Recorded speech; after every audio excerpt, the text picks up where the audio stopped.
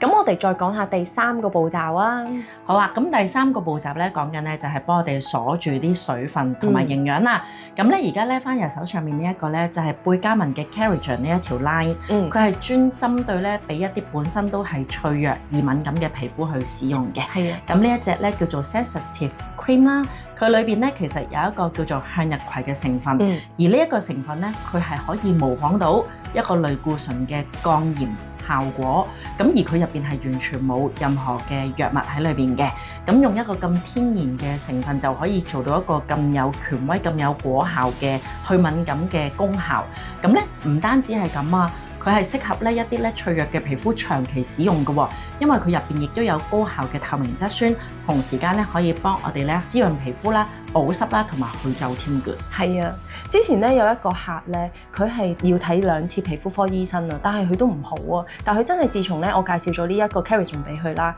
咁佢咧翻到去咧搽咗，佢真係覺得有改善喎。之後佢用咗一個療程咧，啲紅印啊、啲敏感嘅情況咧係好翻好多啦。